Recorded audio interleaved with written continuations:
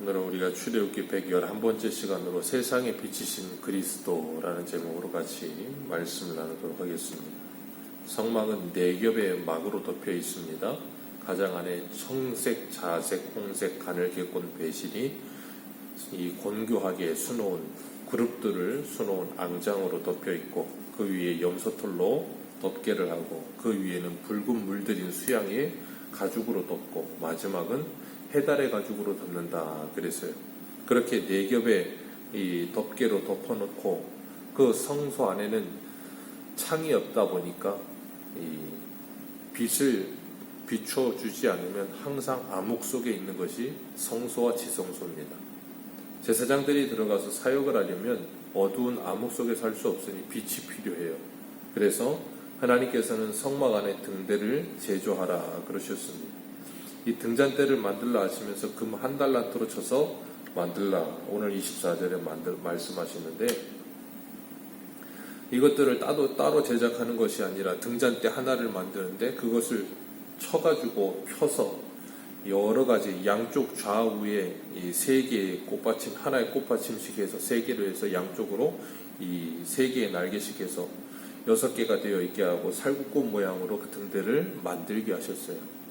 이 등잔을 만들게 하시고 지성소 안에 등잔을 켜두지 않으면 어두워서 앞을 볼 수 없기 때문에 그 등잔을 항상 켜두게 하셨습니다. 우리 레위기 24장 1절을 같이 한번 읽어보도록 하겠습니다. 이 등잔대에 대해서 레위기에 대해서 더 자세하게 말씀하시는데, 레위기 24장 1절에서 4절입니다.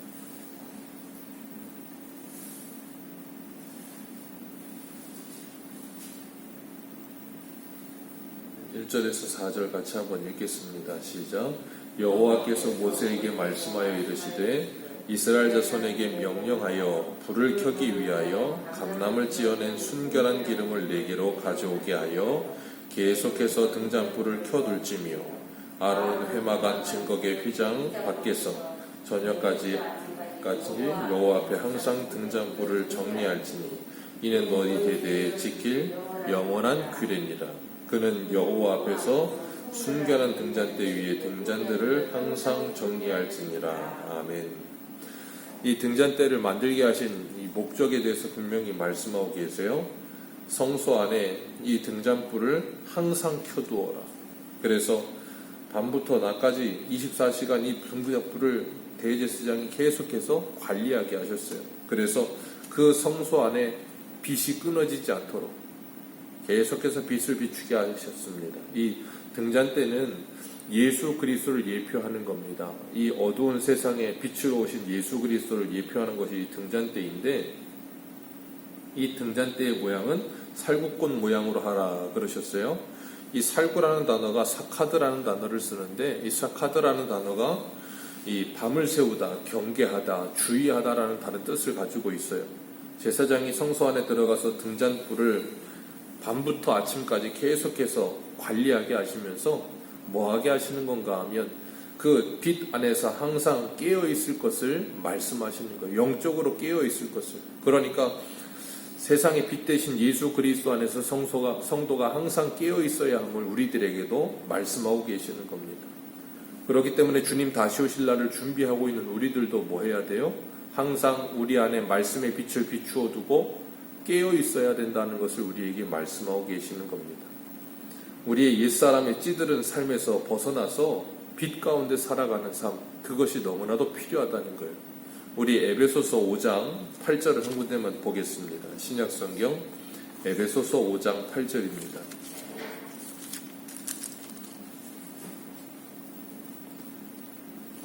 에베소서 5장 8절.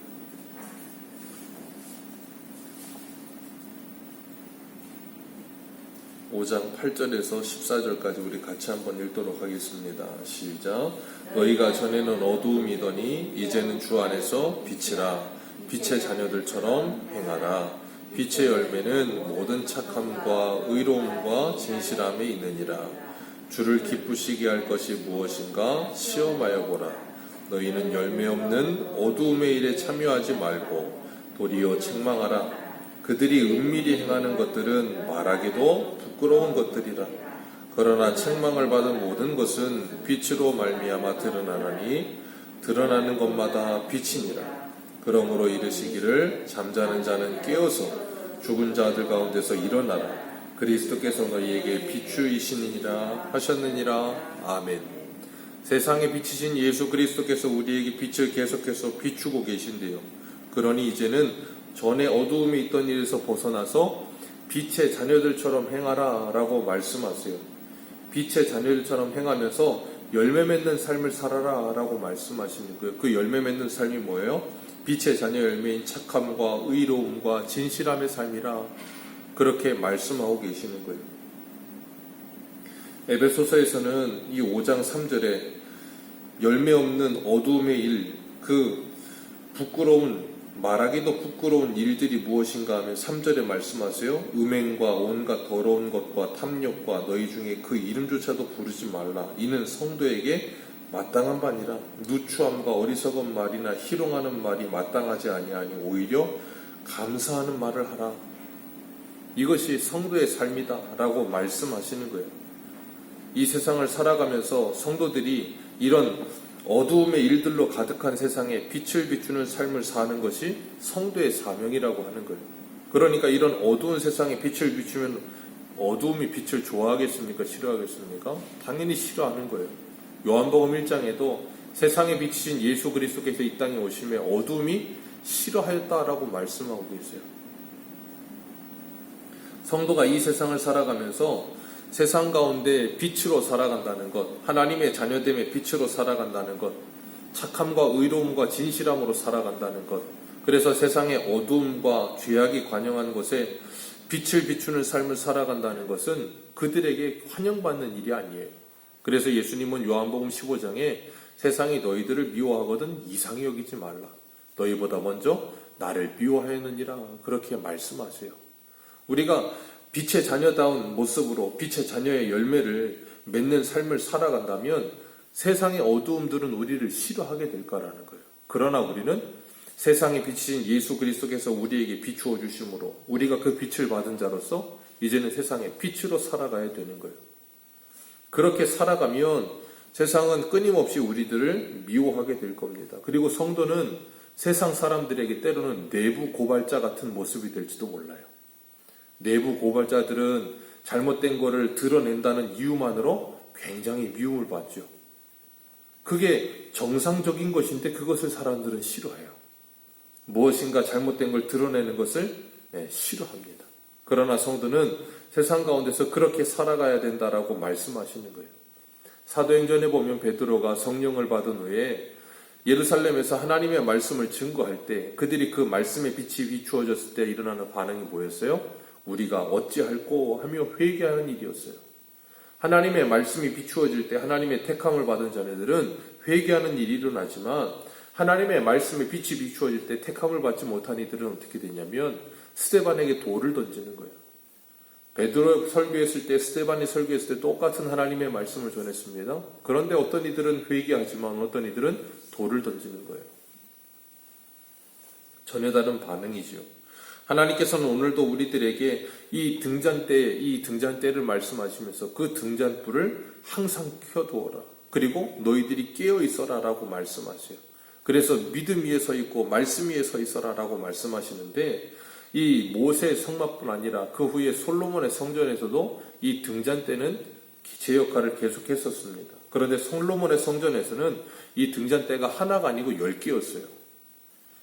모세의 성막에는 등잔대가 하나였는데 솔로몬의 성전에는 등잔대가 10개나 켜져 있었어요. 그러니 얼마나 성전 안이 밝았겠어요. 그런데 문제는 그렇게 밝은 성전 안에 있으면서도 솔로몬은 1000명의 여인을 두고 신명기 17장에서 하나님께서 이스라엘 왕이면 하지 말아야 할 3가지를 솔로몬은 가장 앞장서서 합니다. 은금을 많이 두려고 애를 썼고 말을 가져오려고 애굽으로 내려갔고 아내를 많이 두려고 1000명이나 아내를 두었고 등잔대가 10개나 있으면 뭘 하겠습니까? 그 10개의 빛이 아무리 비추고 있어도 아무런 변화가 일어나지 않고 자신의 죄를 들여다보지 못하고 자신의 마음이 어두워지면 아무리 빛이 밝게 비추고 있어도 내 안은 흑암이 되어버리는 거예요. 그러니까 하나님과 더욱더 멀어지게 되고 하나님과 점점 더 거리를 두게 되는 거죠. 그 일로 인하여서 남유다는 계속해서 몰락의 길을 걷게 됩니다.